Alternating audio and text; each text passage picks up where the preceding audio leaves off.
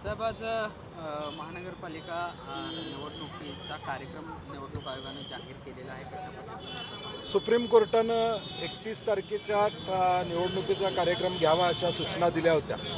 नगरपालिका नगरपंचायत झाल्या. आता 29 महानगरपालिकेचं या राज्यामध्ये रणधुमाळी सुरू झालेली आहे. काही जिल्ह्यांमध्ये 10-10, 11-11 वर्षे या निवडणुका झाल्या नव्हत्या आणि लोकांना आपलं महापालिकेला मतदान आहे हे लोक विसरून गेले होते आणि म्हणून सुदैवानं आता निवडणुका लागलेल्या आहेत. आम्ही काँग्रेस म्हणून निश्चितपणे या निवडणुका ताकदीने या ठिकाणी लढणार आहोत.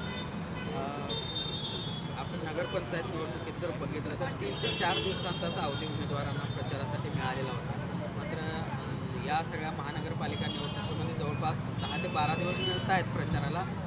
कसं बघताय?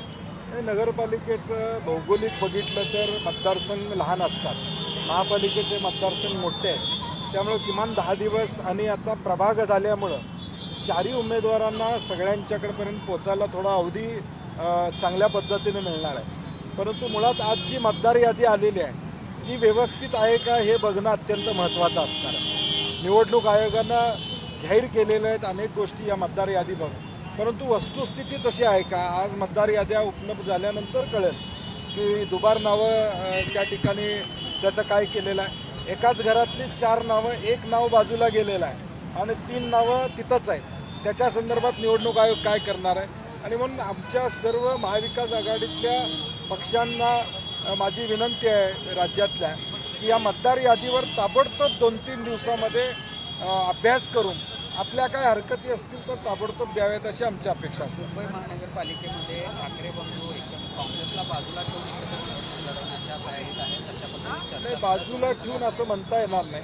मुंबई काँग्रेसनं विचारविनय करून निर्णय घेतलेला आहे की स्वतंत्र त्या ठिकाणी लढण्यासंदर्भातला आणि मग तिथली स्थानिक परिस्थिती, कारण की काँग्रेसचं तिथं स्वतःची अशी ताकद मुंबईमध्ये निश्चितपणे आहे आणि म्हणून त्यांनी स्वतंत्रपणे काँग्रेसला बाजूला केलं असं म्हणता येणार नाही. काही ठिकाणी आघाडी होणार आहे, काही ठिकाणी होणार नाही. हे होणारच आहे महाविकास आघाडीमध्ये, परंतु मॅक्झिमम ठिकाणी महाराष्ट्रामध्ये आपल्याला आघाडी झालेली दिसून येईल. खरं तर कोल्हापुरात काँग्रेस म्हणून किंवा महाविकास आघाडी म्हणून कशा प्रकारे निवडणुकीला सामोरं जाणार आहे? नाही, कोल्हापूरमध्ये सुद्धा आम्ही काँग्रेस पक्षाने एक कमिटी केली आहे.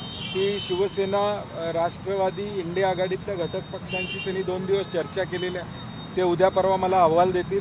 उद्या काँग्रेसच्या वतीने जवळजवळ 300-350 इच्छुकांच्या उद्या आणि परवा आम्ही अर्धा तास प्रभागाला प्रत्येकाला देऊन मुलाखती काँग्रेस कमिटीमध्ये ठेवलेल्या आहेत. एकूणच काँग्रेस ताकदीनं मी म्हणलं जसं महाराष्ट्रामध्ये या निवडणुकीला सामोरं जाणार आहे. पुणे महानगरपालिकेत राष्ट्रवादीला बाजूला ठेवून शिवसेना आणि भाजप लढताना दिसते.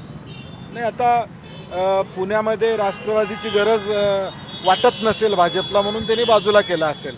ज्यावेळी गरज होती विधानसभेला, लोकसभेला त्यावेळी घेतलं भाजपनं. आता अजितदादांची गरज वाटत नसेल, त्यांना गरज संपली असेल. नाही, आता मी म्हटलं तसं आमच्या वतीने कमिटी केलेली आहे. ते मला 2 दिवसात अहवाल देणार आहेत आणि तो अहवाल आल्यानंतर कुठं आम्ही त्यांना शिवसेना असेल, राष्ट्रवादी असतील, जिथं जिथं ॲडजस्ट करता येईल तिथं तरी आम्ही नाही, आता चालू होईल. आज आता जाहीर झाल्यामुळं आता या बैठकींचा वेग वाढेल. कोल्हापूर महानगरपालिकेत काँग्रेस असेल किंवा महाविकास आघाडी प्रमुख विरोधक कोण मानते? कारण आपण पाहतो की निवडणुका महाविकास आघाडी होतील असं वाटते का तुम्हाला? कारण हसन मुश्रीफांना जागा कमी देण्याचा एकूण नाही, मी म्हणलं तसं पुणे असू दे, कोल्हापूर असू दे, राष्ट्रवादीची गरज त्यांना संपलेली आहे आता. त्यामुळं फार त्यांचा विचार करतील असं भाजप किंवा शिवसेना करेल असं मला वाटत नाही आणि आता सीट वाटपामध्ये ते स्पष्ट दिसेल. गेल्या 15 वर्षात काँग्रेसनं कोणतंही मोठं काम केलं नाही. कोल्हापुरात अशी टीका खासदार माडकांनी केली. नाही, मला वाटते त्यांना टीका करण्याशिवाय दुसरं काही येत नाही. गेल्या 3.5 वर्षामध्ये काय केलं त्यांनी उत्तर त्या ठिकाणी दिलं पाहिजे. तो कसला हवेतला ब्रिज अजून व्हायचा आहे. इलेक्ट्रिकल EV बसेस कोल्हापूरमध्ये 100 येणार होत्या, त्याचं काय झालं ते उत्तर. मला वाटतं टीका करण्यापेक्षा आम्ही केलेलं काम आम्ही सांगू. पोलिसांच्या वसाहतीसाठी इथं निधी आम्ही आणला. थेट पाईपलाईन योजना ही कोल्हापूरपर्यंत आणण्याचं काम केलं.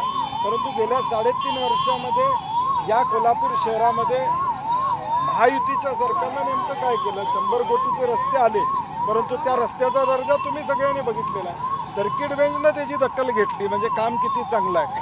हे दिसून येतं. साहेब, ह्या हिवाळी अधिवेशनात किमान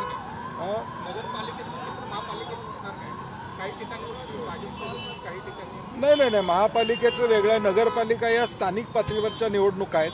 त्यामुळे काही ठिकाणी वेगवेगळे पक्ष एकत्र आले असले तरी महापालिका कोल्हापूर असू दे, पुणे असू दे, सांगलीमध्ये आज जयंत पाटील साहेब, विश्वजित कदम, विशाल पाटील एकत्रितपणे लढणार म्हणून जाहीर केलेलं आहे. आणि म्हणून महाविकास आघाडी हे प्रबळपणे सगळीकडे आपल्याला दिसेल. किमान ह्या हिवाळी अधिवेशनामध्ये राज्याला विरोधी पक्षनेता मिळेल अशी अपेक्षा होती, मात्र तसं काही झालेलं दिसलं नाही. नाही, संविधानावर विश्वास सरकारचा नाही आहे, लोकशाहीवर विश्वास त्या ठिकाणी नाही आहे. एवढं मोठं बहुमत असताना विरोधी पक्ष नेता पद विधानसभा आणि विधान परिषद देण्यामध्ये काय अडचण होती असं मला वाटत नाही. परंतु लोकशाहीवरचा विश्वासच विद्यमान सरकारचा नाही आहे, हे वास्तव समोर येते. तर पृथ्वीराज बाबांनी एक भाकीत केलेलं होतं काही दिवसामध्ये देशाचा पंतप्रधान हा मराठी माणूस असेल. त्यावर आज प्रतिक्रिया देताना धनंजय माणिक असं म्हणाले की देश पातळीवर काहीतरी घडामोडी सुरू आहेत. मला सुद्धा व्हीपसाठी फोन आला होता, काहीतरी घडामोडी सुरू आहेत देश पातळीवर आणि पण नाही, म्हणजे त्यांनी त्याला दुजोरा दिलेला आहे, थोडक्यात दुजोरा दिला असं म्हणायला हरकत नाही. थँक्यू. देश विदेशातील प्रत्येक घडामोडींचे लाईव्ह अपडेट मिळवण्यासाठी आता साम टीव्हीच्या सर्व सोशल मीडिया प्लॅटफॉर्मला लाईक, फॉलो आणि सबस्क्राईब करा. तसंच सर्व नोटिफिकेशनसाठी बेल आयकॉन प्रेस करायला विसरू नका.